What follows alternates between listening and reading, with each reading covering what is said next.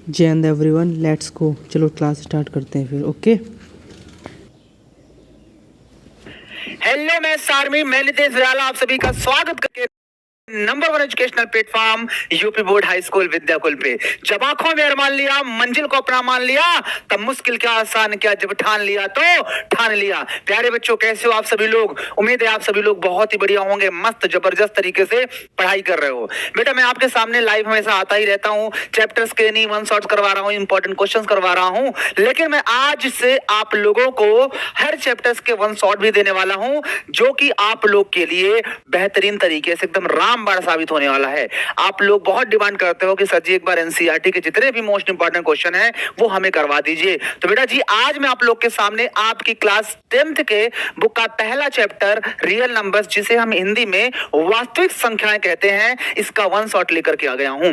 मात्र 50 से 55 मिनट देख लो, एक एक कॉन्सेप्ट आपके क्लियर हो जाएंगे, एक एक क्वेश्चन करवा के जाऊंगा। तो चलिए बिना किसी देरी के स्टार्ट करते हैं इस वीडियो को। और हाँ, वीडियो पसंद आए तो लाइक जरूर कर देना, चैनल पे नए हो तो सब्सक्राइब कर लेना, बेल आइकन को प्रेस कर लेना। तो आइए बिना किसी देरी के स्टार्ट करते हैं। तो बेटा, हमारा इस चैप्टर का नाम है वास्तविक संख्याएं, रियल नंबर्स। इसका हम वन शॉट करने वाले हैं। तो मेरे भाई, जैसे बढ़ते हैं तो कहते हैं ना कि कैसा डर है जो दिन निकल गया, अभी तो पूरी रात बाकी है। अरे भैया, कैसा डर है जो दिन निकल गया, अभी तो पूरी रात बाकी है। और यूं ही नहीं हिम्मत हार सकता मैं, अभी तो कामयाबी से मुलाकात बाकी है। क्या तुम कामयाब नहीं होना चाहते हो भैया?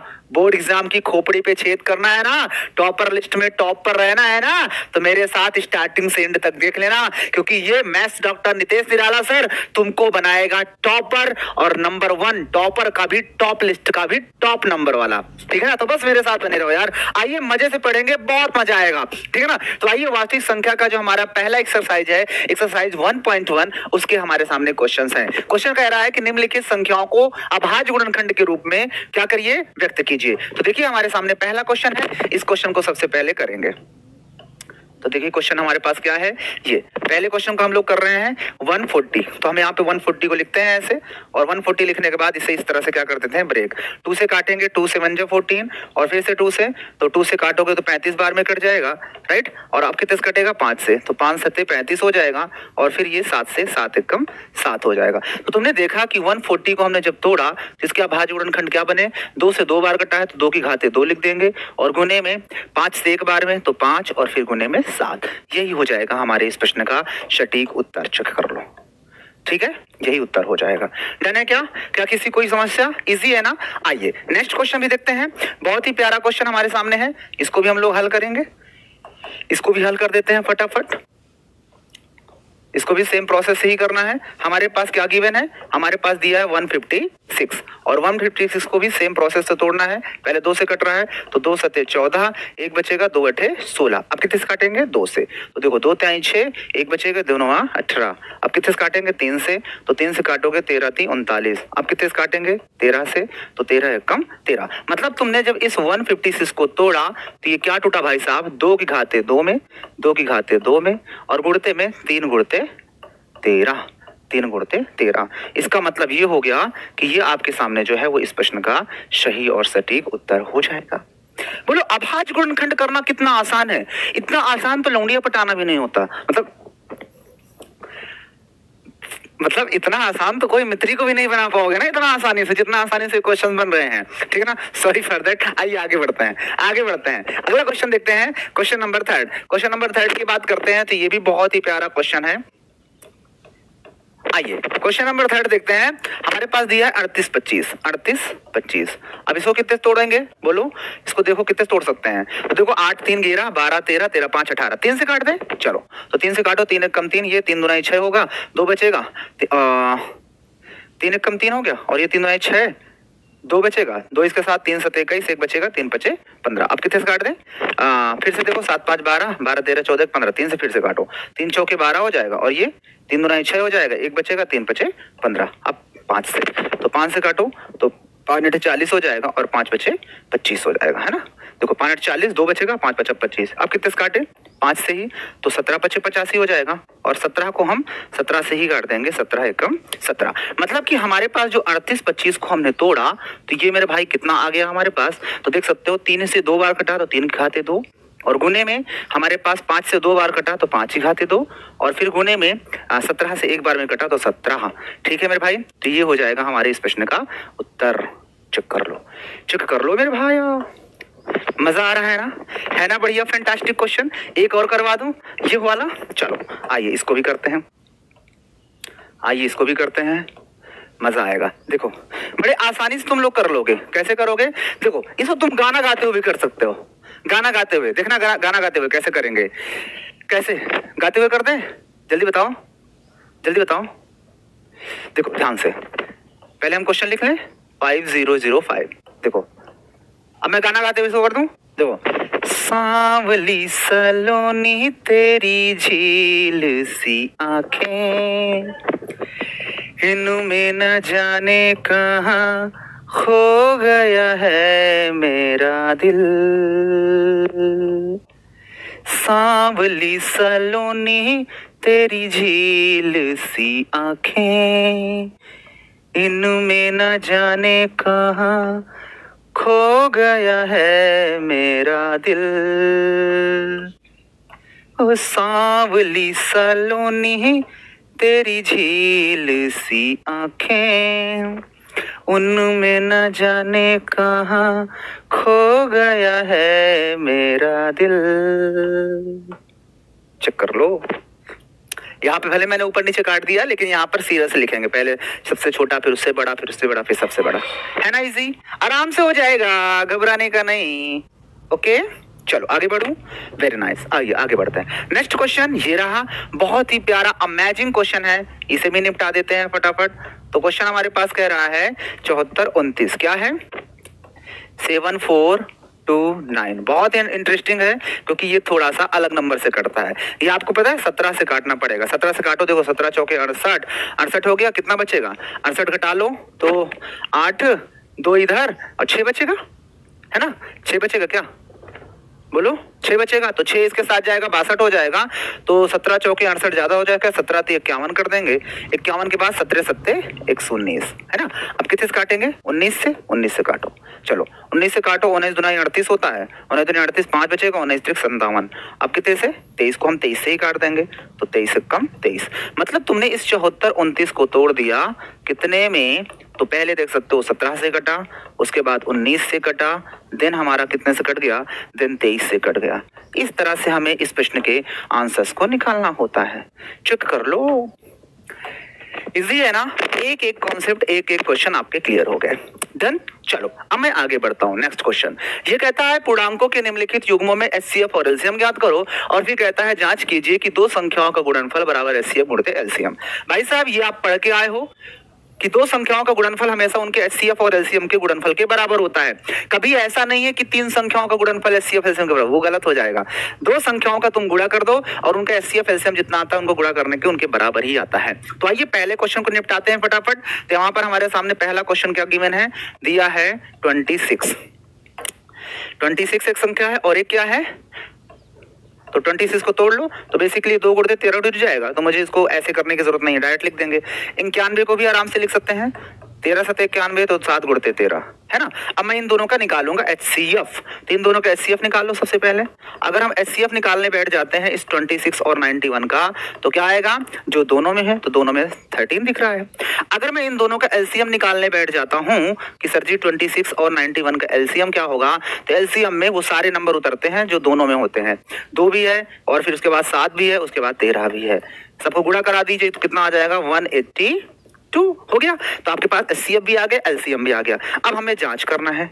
अब हम क्या करेंगे, जांच। तो जांच में क्या होता है, जांच में आपको पता होना चाहिए कि जब हम जांच करते हैं तो जांच का फार्मूला होता है कि भैया संख्याओं का गुणनफल, किसका, संख्याओं का गुणनफल बराबर एचसीएफ गुणित एलसीएम, यही होता है ना। तो 2 संख्याओं का गुणनफल यहां लिखेंगे भी ऐसे कि 2 संख्याओं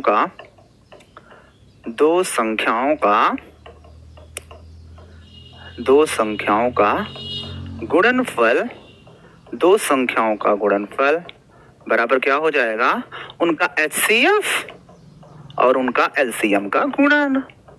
राइट। अब देखो दो संख्याओं का गुणनफल कितना है तो देख सकते हो, मतलब दो संख्याएं कौन कौन सी हैं, तो एक 13 है और सॉरी 26 है, 91, तो दोनों गुणा करके इधर लिखेंगे 26 गुणते 91। और इनका HCF कितना आया है, तो HCF देख सकते हो 13 आया है, तो यहाँ पर 13 रख देंगे और इसका गुणा किससे करा देंगे, LCM से। LCM कितना आया है 182। अब गुणा करा लो, इधर गुणा कराना ज्यादा आसान लग रहा है मुझे, तो 13 दूनी 26 हो जाएगा, 13 अट्ठे 104 में 2 जोड़ोगे तो 106 हो जाएगा, 106 का 6 आ जाएगा, 10 आले 13 कम 13 और 1 10 23 हो जाएगा, है ना। 13 कम 13 10 23 हो जाएगा, तो इधर भी गुणा कराओगे तो ये भी तुम्हारा 23 66 ही आने वाला है। और चेक कर लो, यही हमारा होता है इस रूल का, इसका रूल कि अगर LHS RHS बराबर आ जाता है तो इसका मतलब हमने जो काम किया वो बिल्कुल सही है, इति सिद्धम।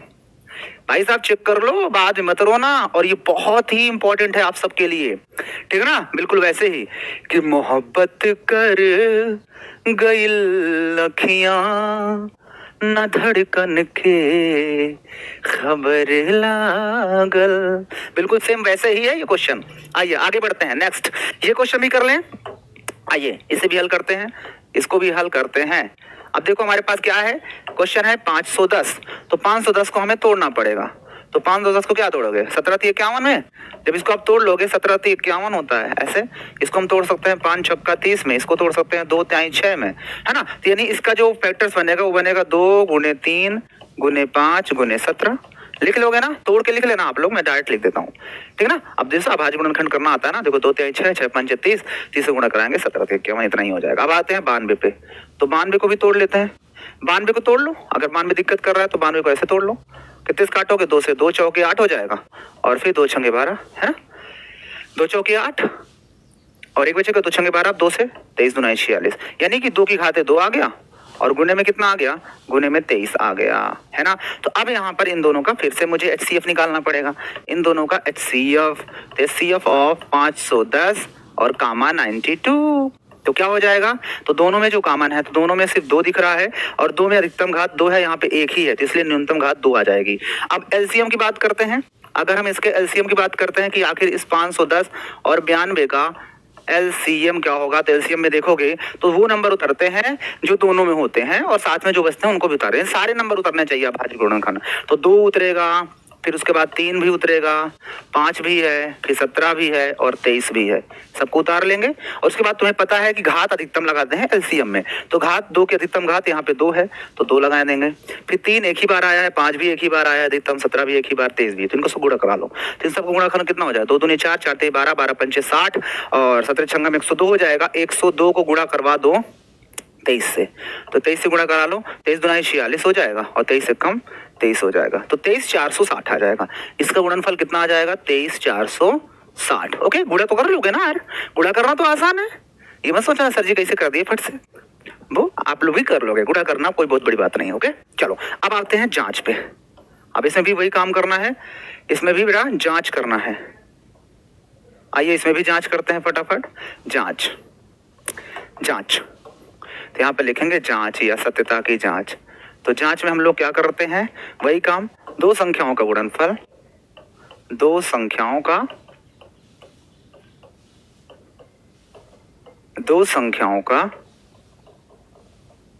गुणनफल, दो संख्याओं का गुणनफल किसके इक्वल हो जाएगा, उनके HCF और LCM के।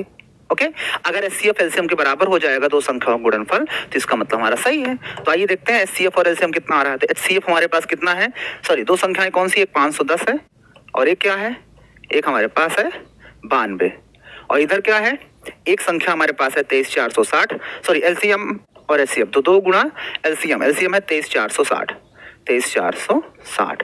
तो कुछ नहीं किया, इधर संख्याओं गुणा कर लिख दिए, इन दोनों संख्याओं गुणा करके, और उधर HCF और LCM गुणा करके। अब देखो इधर गुणा कर लेते हैं, कितना आएगा, देखो 2 0 0 और 2 छंगे 12 और 2 चौके 8 1 9 हो जाएगा, है ना। देखो 2 0 0 2 छंगे 12 2 चौके 8 1 9, अब फिर 2 तिहाई 6 हो जाएगा और फिर 2 दूनी 4 46 920, ठीक है ना। फिर से देखो 2 0 0 2 छंगे 12 एक हासिल 2 चौके 8 1 9 2 तिहाई 6 और फिर 2 दूनी 4।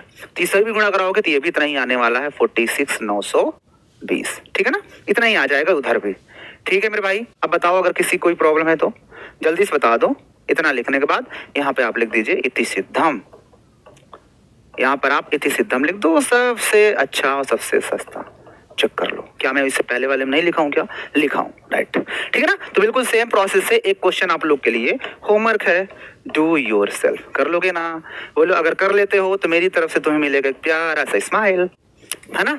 स्माइल करते रहो कि छाती में दबा के चले साइंस की किताब, ओढ़नी उड़त चलेला हो नियत हो जाला खराब, ओढ़नी उड़त चलेला नियत हो जाला खराब, ओढ़नी उड़त चलेला। चलो आगे बढ़े, नेक्स्ट क्वेश्चन। आओ अगला है, कहता है अभाज्य गुणनखंड विधि द्वारा निम्नलिखित के HCF और LCM ज्ञात करो। बिल्कुल पुराने जैसे ही क्वेश्चन है, अभी तक दो रहते थे, अब इनमें सिर्फ HCF LCM पूछा है। इसमें संबंध क्यों नहीं करना कि दो संख्याओं गुणनफल HCF LCM, सिर्फ HCF निकाल दो LCM बस। जैसे इसमें हम लोगों ने क्या किया था, ये वाले क्वेश्चंस में दो नंबर्स का HCF LCM निकाले, बस हो गया। ये काम नहीं करना है इसमें, बस HCF और LCM निकालना है। तो आइए करते हैं फटाफट। क्या बहुत बड़ी बात है क्या, हमारे लिए तक चुटकियां बजा के हो जाएगा ना। आओ आगे बढ़ते हैं। चलो बेटा देखो इसको। और हाँ, एक चीज और बताना चाहता हूँ कि अगर आपको किसी भी तरह कोई प्रॉब्लम हो रही है तो हमारी इंस्टा आईडी भी होती है, हमारे सभी टीचर्स की आईडी होती है। मुझसे भी कोई प्रॉब्लम है, मैथ्स में कोई प्रॉब्लम है, तो ये हमारी आईडी है @नितेश सर विद्याकुल, नितेश सर विद्याकुल। आप इसे सर्च कर सकते हो, ठीक है ना। यहाँ पर हम तुम्हें मिल जाएंगे, जो भी प्रॉब्लम्स है आप अपनी सारी प्रॉब्लम्स को पूछ सकते हो। फनी रील्स भी मिलती हैं, क्लासेस से संबंधित रील्स मिलती हैं, सारा कुछ यहाँ पे मिलता है आप लोग को। तो यहाँ पर जाइएगा, क्लास देखने के बाद, वीडियो देखने के बाद सर्च कीजिएगा इंस्टाग्राम पे नितेश सर विद्याकुल, तो यहाँ पर भी आपको मिल जाएंगे हम, और आपको जो भी प्रॉब्लम्स है वो आप पूछ सकते हो, ठीक है ना। आइए अगला क्वेश्चन देखते हैं, हमारे पास ये है। तो कहता है 12, 15 और 21 का। तो 12 को तोड़ लो पहले। तो 12 को तोड़ोगे, 2 दूनी 4 और 4 तियां 12, ये टूटेगा, दो बार में कटेगा 3। और 15 को तोड़ते हैं तो 3 5 15 टूट जाएगा, 3 गुने 5। उसके बाद 21 को तोड़ते हैं, 21 को, तो 21 टूटेगा 3 7 21 में, 3 7 21, बस हो गया। और इसको 3 5 15 में, ये 2 दूनी 4 3 12। अब हमको इसका बताना है HCF। तो देखो HCF बताना तो बहुत ईजी है।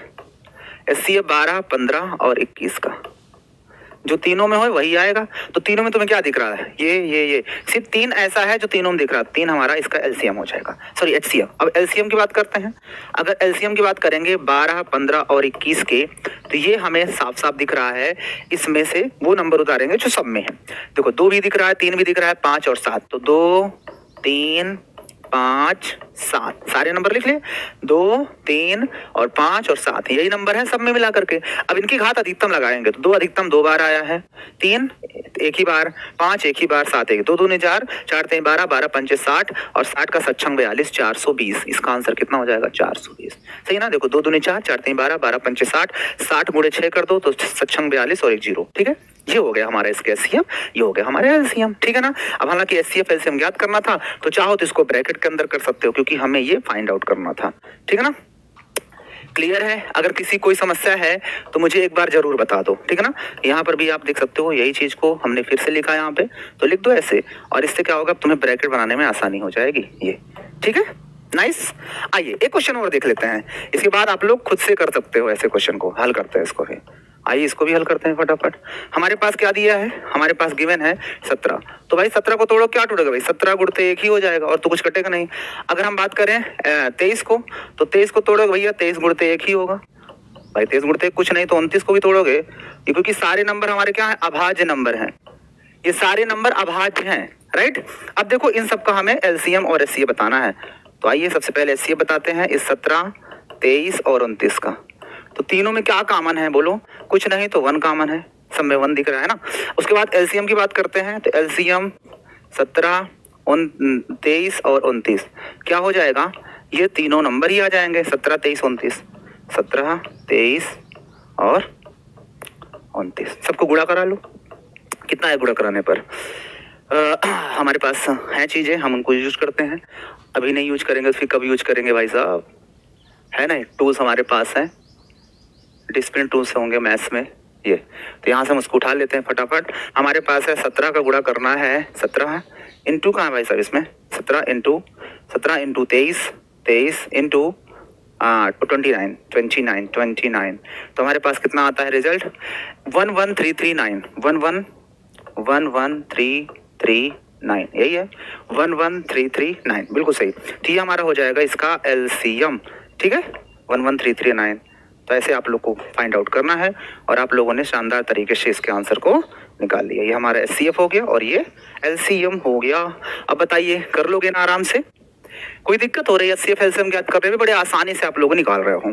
डन। चलो अब मैं आगे बढ़ता हूँ। नेक्स्ट तो ये तो वही पेज हमारे पास आ गया है, तो इसको हम डिलीट कर देते हैं। और जिस तरह से मैं लास्ट क्वेश्चन आपको होमवर्क देता हूँ, तो इसका भी ये क्वेश्चन आप लोग के लिए होमवर्क रहेगा। Do yourself. और अगर आप लोग कर लेते हो तो आपको मिलता है मेरी तरफ से प्यारा सा स्माइल। ठीक है ना? हंसते रहो मुस्कुराते रहो कि जिंदगी एक सफर है सुहाना, यहाँ कल क्या हो किसने जाना, जिंदगी एक सफर है सुहाना, यहाँ कल क्या हो किसने जाना।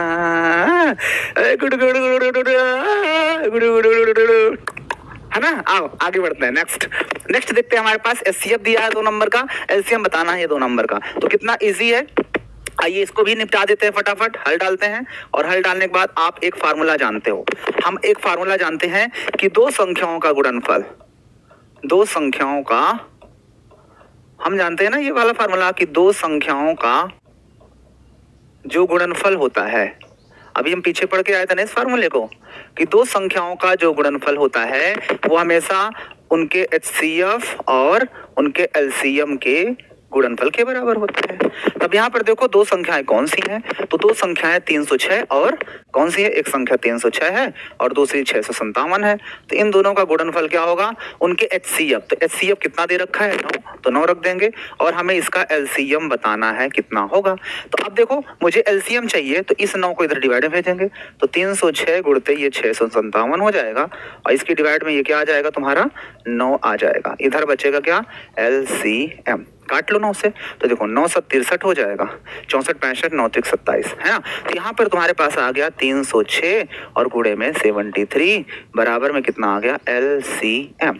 तो अगर मैं इन दोनों को गुणा कर लेता हूँ, देखो मेरे पास टाइम थोड़ा कम रहता है, इसलिए हम चीजों को फटाफट करने का काम करते हैं। और वैसे भी तुम ये सब छोटी छोटी चीज तुम्हारे लिए हैं। 306 को गुणा कर देना है 73 से, तो हमारे पास आ जाता है 22338। कितना आ गया? 22338, यही है ना? 22338। Very nice. तो ये हो गया हमारा इसका एलसीएम। अब देखो लिखने के तरीके को आता है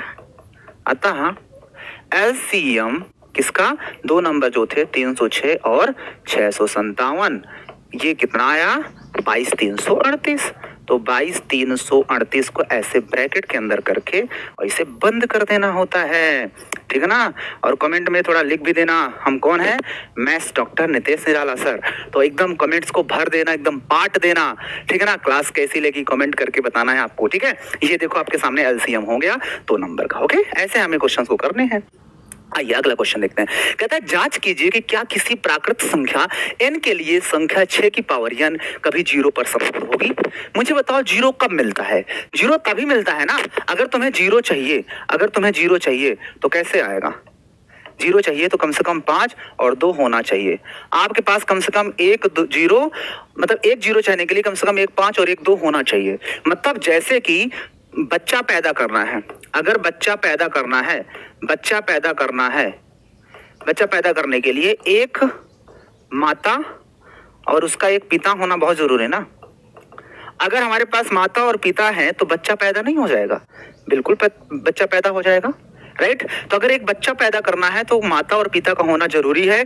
सेम वैसे ही 0 को पैदा करना है तो 5 और 2 का गुणाफल होना बहुत जरूरी है, क्योंकि जब 5 और 2 आपस में क्रॉस होते हैं, मतलब 5 और 2 आपस में ऐसे क्रॉस आते हैं तो 5 दूना 10 बनता है और 0 का निर्माण हो जाता है। सेम वैसे ही जब माता पिता एक दूसरे के साथ क्रॉस होते हैं तो बच्चा पैदा हो जाता है। समझ में आई मेरी बात? इसीलिए हमको कहते हैं बेटा maths doctor Nitesh Nirala sir. हमको maths doctor Nitesh Nirala sir हमें इसीलिए कहा जाता है। ठीक है ना? Maths doctor Nitesh Nirala sir. Okay, तो आप लोग भी कमेंट करके बताना क्या सच में maths doctor Nitesh Nirala sir हूँ क्या? कमेंट करके बताना। चलो फिलहाल आइए इस क्वेश्चन के अंदर भी यही काम करना है हमको। ये क्वेश्चन में कह रहा है कि क्या 6 की पावर n अंक शून्य पर समाप्त होगा या नहीं। अगर होगा तो बताओ, नहीं होगा तो क्यों नहीं होगा। तो आइए, हमारे पास नंबर क्या दिया है 6 की पावर n। तो आइए 6 की पावर n को तोड़ते हैं। तो इस 6 को मैं तोड़ सकता हूँ 2 गुणे 3 की पावर n, लिख सकते हैं ना, 2 तिहाई 6 की पावर n। अब यहाँ पर देखो, अगर मुझे शून्य चाहिए तो कम से कम 2 और 1 5 होना चाहिए। यहाँ तो 5 है ही नहीं, तो यहाँ पर लिखेंगे यह संख्या, यहाँ लिखेंगे यह संख्या शून्य पर समाप्त नहीं होगी। यह संख्या शून्य पर समाप्त नहीं होगी। यह शून्य पर समाप्त नहीं होगी, नहीं होगी, क्योंकि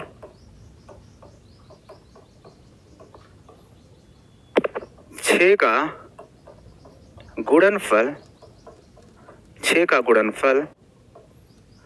2 गुने 5, 2 की पावर m और 5 के आधे इतने लिख दो, के रूप का नहीं है। या गुणनफल न लिख करके गुणनखंड लिख दो, यहाँ पे का गुणनखंड, इसका जो गुणनखंड है वो क्या है, इस रूप का नहीं है, इस रूप का नहीं है। इसलिए ये संख्या शून्य पर इसलिए नहीं समाप्त होगी क्योंकि 6 का गुणनखंड 2 की घाते m गुणे 5 की घाते n के रूप का नहीं है। भाई 2 और 5 होना चाहिए, 2 कैट है हमें नहीं पता, इसलिए 2 घाते 5 में m लिख दिए, n संख्या को बताएगा। ठीक है, चलूंगा आगे। वेरी नाइस, आइए आगे बढ़ते हैं। नेक्स्ट क्वेश्चन ये संख्या है, कहता है व्याख्या कीजिए कि क्या ये नंबर जो है हमारे भाज्य है। आइए इसको भी चेक कर लेते हैं, बहुत ईजी है। कोई भाज्य संख्या क्या होती है, भाज्य उसे कहा जाएगा जिसके कम से कम 2 से ज्यादा बच्चे होते हैं, जिसके 3 बच्चे हो जाएं। देखो, एक होता है भाज्य और एक होता है अभाज्य। अभाज्य हमेशा वो संख्या होती है जिसके 2 बच्चे हों, अभाज्य वो होता है जिसके सिर्फ 2 बच्चे हों, 2 बच्चे हैं तो वो हमारा अभाज्य है। और भाज्य कहता है कि ना भैया हमारे पास मिनिमम 2 बच्चे हों। यहाँ पे क्या है, भाज्य में 3 हो, 3 या 3 से ज्यादा या 3 से अधिक, तो ये हमारा हो जाएगा भाज्य। भाज्य कहता है मेरे पास 3 या 3 से ज्यादा बच्चे होंगे, और अभाज्य कहता है मेरे पास मात्र 2 बच्चे होंगे बस। ठीक है ना, तो इसलिए हमको कहते हैं भैया मैथ्स डॉक्टर दे डाला से। आइए हमारे पास 2 क्वेश्चन है। एक ये वाला है जो कि दिया है 7 गुणते 11 और गुणते 13 और फिर प्लस का 13। इन दोनों से एलसीएम कितना ले सकते हैं, कॉमन कुछ है, 13 कॉमन ले लेते हैं। तो यहाँ से बचा हमारा 7 और गुणते 11 और 1 को लिखो चाहे लिखो, लेकिन यहाँ प्लस का 1 लिखना जरूरी है। यहाँ पर कितना हो जाएगा देखो 13 और ये 11 से 77 हो जाएगा और ये प्लस का 1 रहेगा। 77 और 1 कितना हो गया 78, तो 13 गुणते 78। अब देखो ये 2 गुणनखंड तुम्हें साफ साफ दिख रहे हैं। अगर तुम 78 को तोड़ना चाहो तो अभी और टूट जाएगा। हाँ, 13 6 78, 13 गुणते 6 लिख दो, 3 गुणनखंड बन जाएंगे। लेकिन आप कुछ नहीं देखो, बस एक देख लो, एक तो गुणनखंड में होता ही है, तो इसके मिनिमम 3 गुणनखंड हो गए ना। तो जिसके मिनिमम 3 गुणनखंड होते हैं तब भी वो एक भाज्य संख्या होती है। तो स्पष्ट है कि ये भाज्य संख्या है। यहाँ पे लिखेंगे इस संख्या के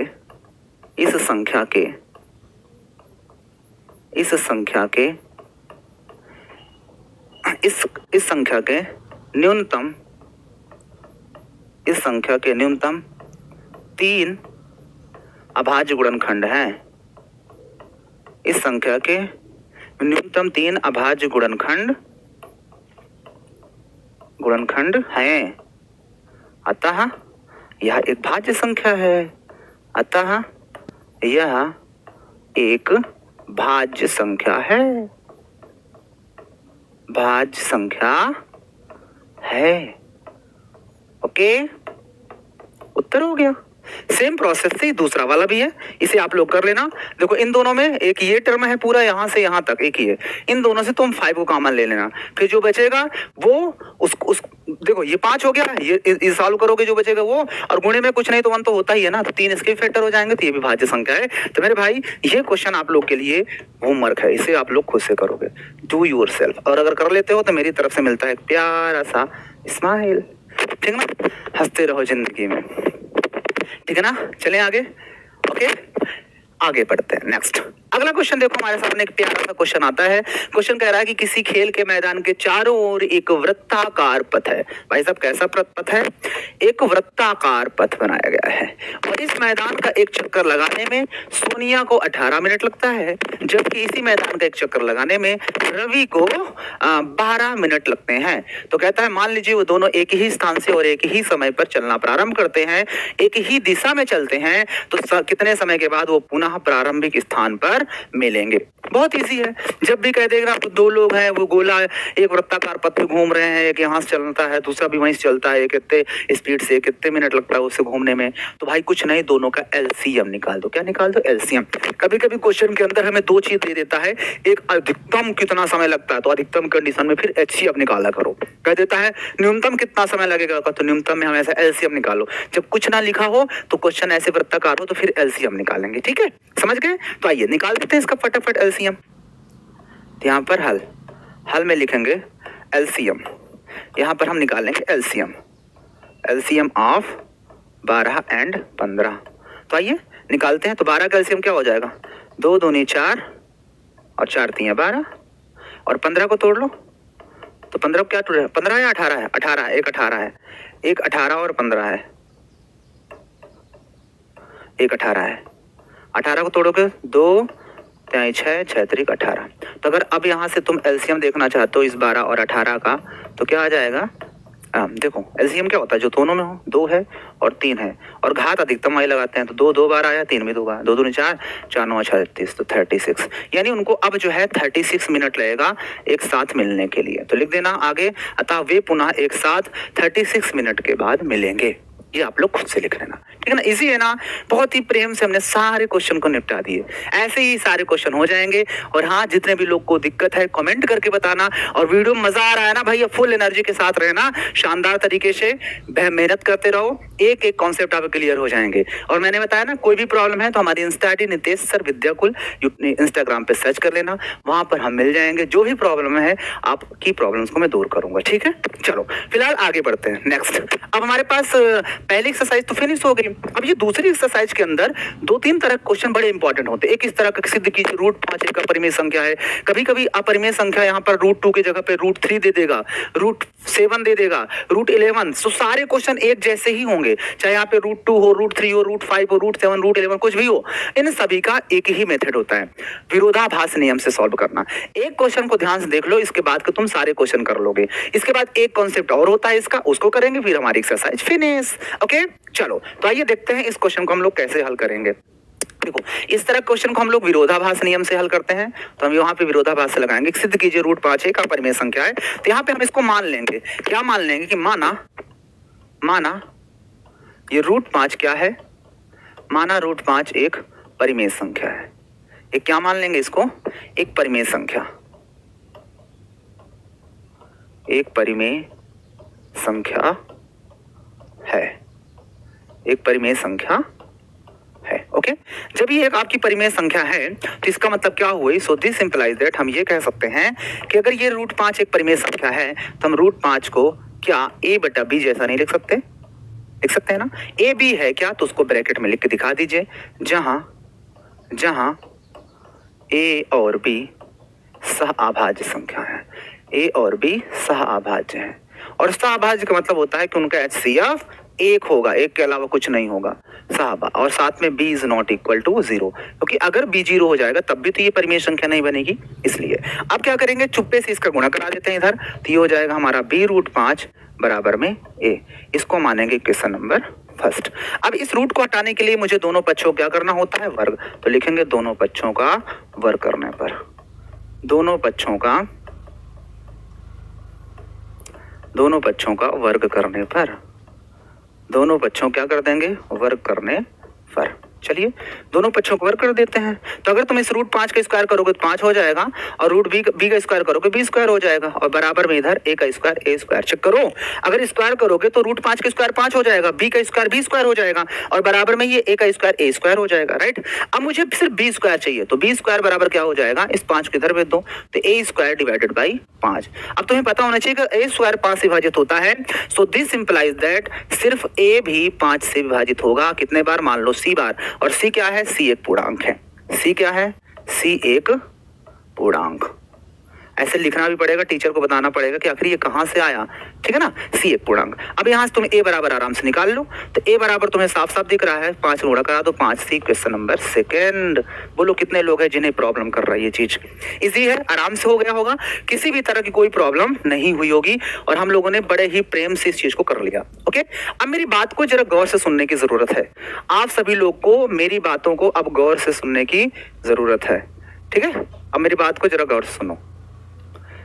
देखो इसको मैं थोड़ा सा, अगर मैं थोड़ा सा इसको छोटा कर दूं ऐसे और इधर और स्क्रॉल कर दूं यहाँ पे, ऐसे कोई दिक्कत है क्या? नहीं होनी चाहिए। चलो अब देखो ध्यान से, अब इतना काम करने के बाद अब मुझे आगे भी सेम यही काम करना होगा, यही काम मुझे दोहराना होगा। अब तुम ध्यान से देखो, ध्यान से ये देखना है तुम्हें, ध्यान से देखना है कि ये जो a बराबर 5c आया है इसको समीकरण 1 में रखेंगे, तो यहाँ पे लिखेंगे समीकरण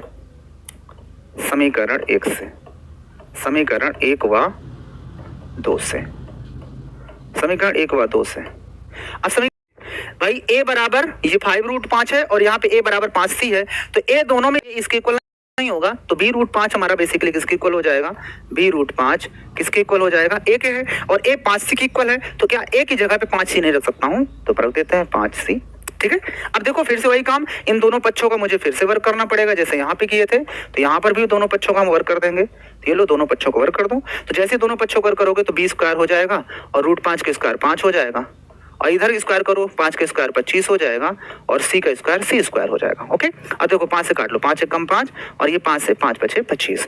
अब ये 5 को बटे में आ जाएगा आराम से, तो b² को डिवाइड कर देंगे हम 5 से, तो हमारे पास कितना आ जाएगा, c²। चेक कर लो, राइट। अब देखो b² 5 से विभाजित हो रहा है, तो सिर्फ b भी तो 5 से विभाजित होगा, जैसा अभी हमने पीछे सीखा। बिल्कुल सेम प्रोसेस से यहाँ पर मैं करने वाला हूँ, बिल्कुल सेम प्रोसेस से मैं यहाँ पर चीजों करूंगा। तो यहाँ पे लिखूंगा, सो दिस इंप्लाइज दैट अगर b² 5 से विभाजित है, सिर्फ b भी 5 से विभाजित होगा, और मान लेते हैं d बार में। अब d क्या है, यहाँ पर भी दिखाना पड़ेगा कि d एक पूर्णांक है।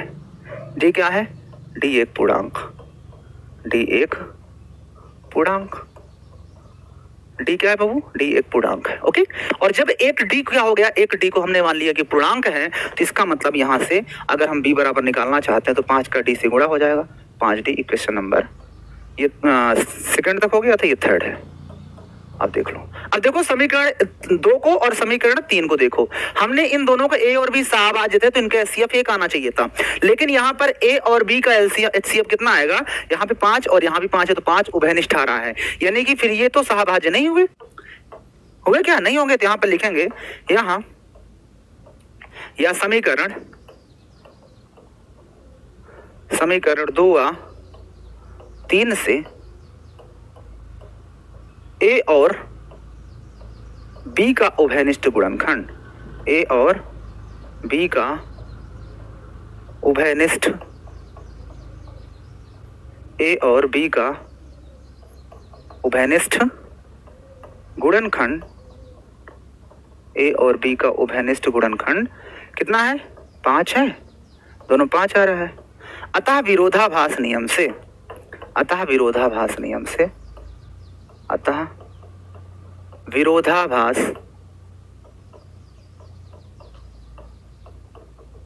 से हमारी कल्पना क्या हो गई, हमारी कल्पना असत्य है, हमारी कल्पना क्या हो गई, असत्य है। अतः √5 एक अपरिमेय संख्या है, अतः √5 क्या है, एक अपरिमेय संख्या है। चेक कर लो, और बहुत ही अमेजिंग क्वेश्चन था, ऐसे क्वेश्चन पेपर में बनते ही बनते हैं, इति सिद्धम। ये ऐसा क्वेश्चन है बेटा जो एग्जाम में आपके सीधा 4 अंक में या फिर कभी कभी 6 अंक में पूछा जाता है, 4 अंक में तो ये फिक्स है।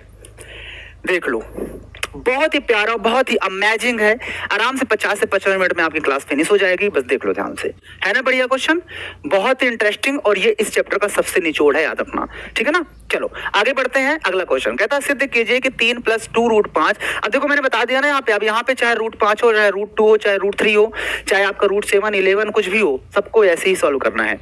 लेकिन एक टाइप इस तरह का बनता है, इसमें कोई परिमेय संख्या को भी इस तरह से ऐड करके और फिर एक अपरिमेय संख्या को लिखता है ऐसे। तो इस तरह क्वेश्चन कैसे करना है, करने का तरीका वैसे ही रहेगा। यहाँ पे हल डालेंगे, हल डालने के बाद लिखेंगे वही काम कि माना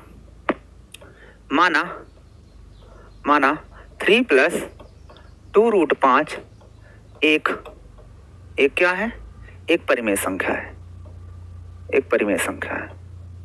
परिमेय हमेशा मानेंगे इसको, परिमेय संख्या है। और जब ये एक परिमेय संख्या है, सो दिस इंप्लाइज दैट हम इस 3 + 2√5 को a/b जैसा लिख सकते हैं। और a b होते क्या है, तो अभी हम पीछे जस्ट बताए थे, जहां a और b, जहां a, b सह अभाज्य क्या होते हैं, सह अभाज्य है, ठीक है ना।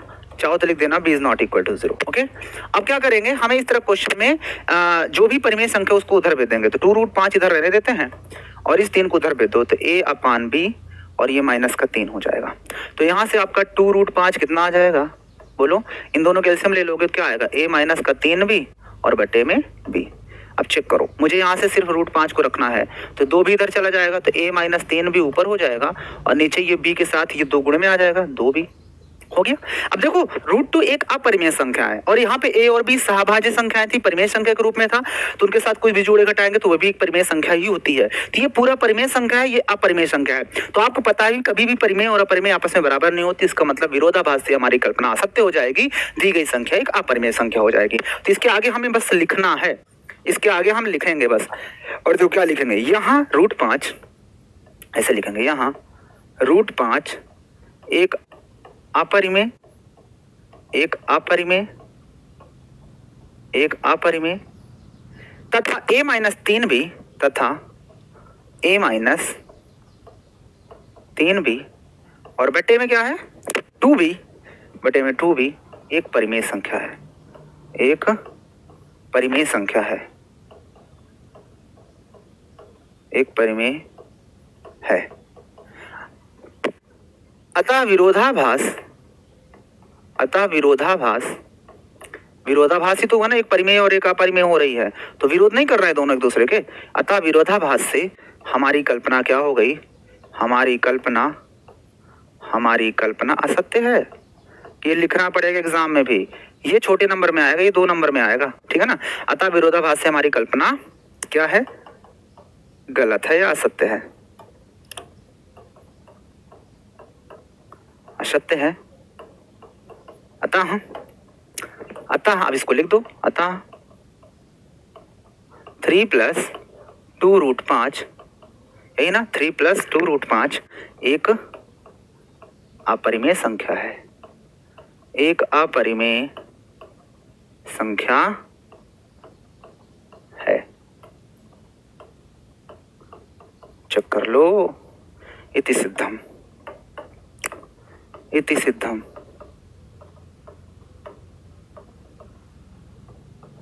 चेक कर लो, है ना बढ़िया क्वेश्चन। तो यही 2 टाइप होते हैं। अगर मान लो यहाँ पे 2 नहीं होता, सिर्फ 3 + √5 होता, तो 3 + √5 बराबर ये आता, तो फिर √5 बराबर ये आ जाता, ये तो यहाँ पर सिर्फ इतना, तो √5 बराबर ये, तब भी तो √5 एक अपरिमेय संख्या हो जाती, और इधर ये गुणे में 2 जाए चाहे ना जाए तब भी तो एक परिमेय संख्या है, तो उस कंडीशन में भी हमारा एक अपरिमेय संख्या होता। बिल्कुल ऐसे ही सॉल्व करना था। ओके, इजी है ना। चलो आगे बढ़ते हैं। ये भी क्वेश्चन बिल्कुल वैसा ही है, कहो तो करा दूं।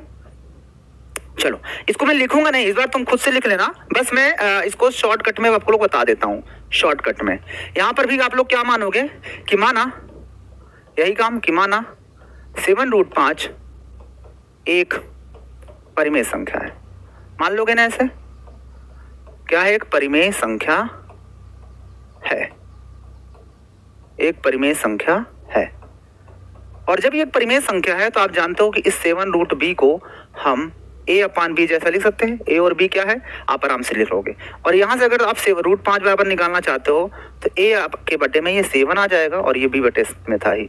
अब फिर से देखो, ये एक तुम्हारी कैसी संख्या है, ये कैसी संख्या हो गई, ये एक आपकी अपरिमेय है, ये आपकी एक अपरिमेय संख्या है और ये क्या है आपकी, ये एक आपकी परिमेय संख्या है। तो ये अब आप लोग आगे खुद से लिख लेना, क्या लिख लोगे कि यहाँ पे √5 एक अपरिमेय संख्या तथा a/7 भी एक परिमेय संख्या है, अतः विरोधाभास से हमारी कल्पना गलत है। अतः √5 इतना क्या है, एक क्या है अपरिमेय संख्या है। अतः स्पष्ट है कि आप लोग खुद से ऊपर वाली लाइन लिख लेना, मैं एक लाइन लिख देता हूँ। अतः स्पष्ट है कि 7√5 एक क्या है अपरिमेय संख्या है, अपरिमेय संख्या है। इति सिद्धम। क्या हो गया भाई साहब, ये इति सिद्धम।